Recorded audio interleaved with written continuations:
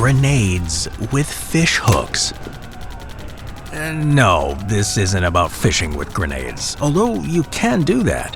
During the Battle of Stalingrad, the invading Germans and defending Soviets fought tooth and nail for every inch of the city, fighting street to street, house to house, and room to room.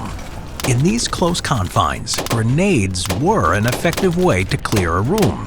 When the Red Army launched its counterattack and retook most of the city, the Germans would stretch wire nets across windows. The grenades would bounce off and fall harmlessly to the ground. In response, the Soviets came up with a simple solution. They would attach fish hooks to their grenades and throw them at the wire screens. The hooks would attach to the wire and not bounce off and would explode in the window, proving that under the right circumstances, soldiers will always improvise a solution. Bunkers have a nasty surprise. One of the main uses of a grenade is to clear enemy bunkers and fixed positions. Toss the grenade inside and bang, problem solved. On larger bunkers buried underground, ventilation shafts were needed to keep the occupants from suffocating.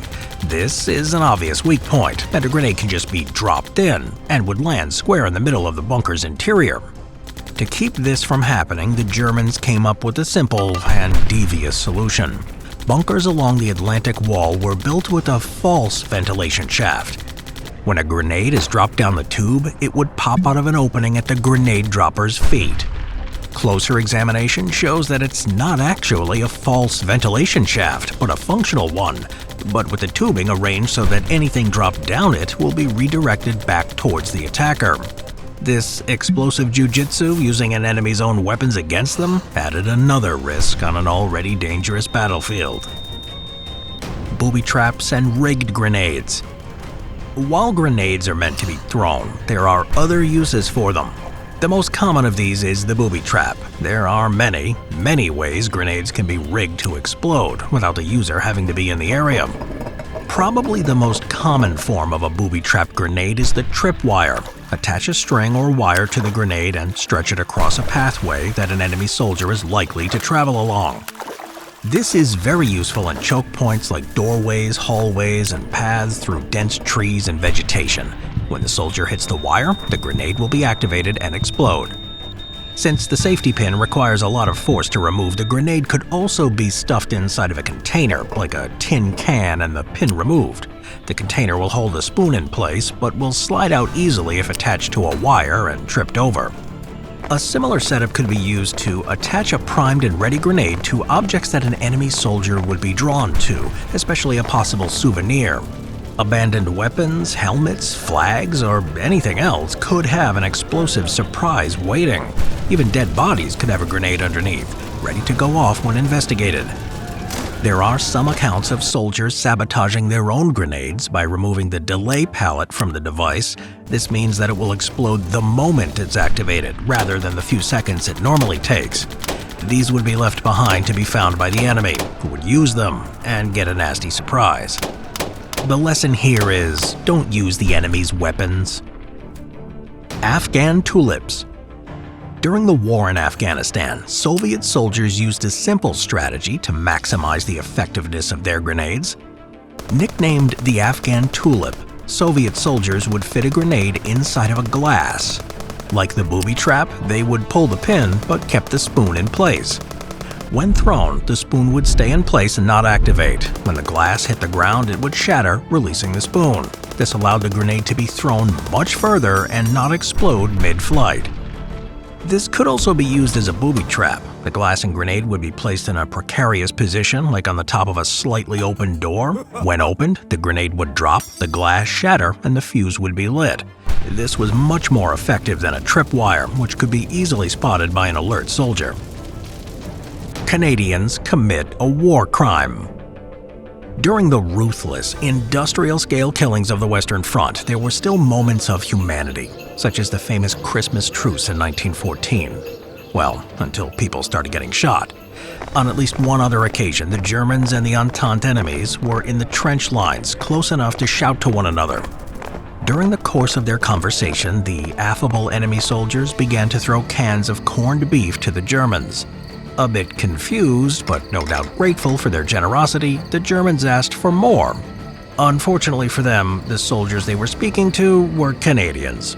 Stereotyped as friendly and apologetic to the point of parody, during the First World War, the Canadians were so ruthless and brutal, they were among the most feared soldiers of the entire conflict.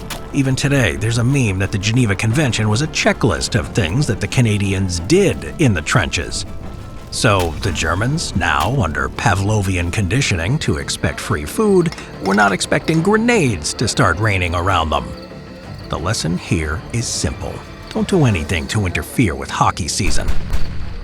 The first grenades back in the 8th century were also devious. Soldiers of the Byzantine Empire would throw clay jars filled with Greek fire, a highly combustible material. Chinese grenades were the first to use gunpowder, filling metal containers with a candle fuse. Grenades were widely used starting in the 17th century and were cartoonish iron spheres filled with gunpowder and would be thrown by specialized troops called grenadiers. Modern grenades can trace their origins to the Mills Bomb, first used by the British during World War I. Today, there are countless types of grenades, with nations around the world producing their own spin on the idea. There are still general categories they all fit into. Fragmentation grenades spray metal fragments for anti-personnel purposes. Chemical grenades release gas rather than explode. Incendiary grenades light things on fire. Signal grenades conceal or illuminate. Stun grenades like flashbangs disorientate. Anti-tank armor grenades. And practice grenades, which can be reusable for training. How not to be blown up by your own grenade. The exact way grenades are used does vary, but once the soldier releases pressure on the spoon, a small spring will cause it to fly off, activating a fuse. 3 to 5 seconds later, and the explosive will go off.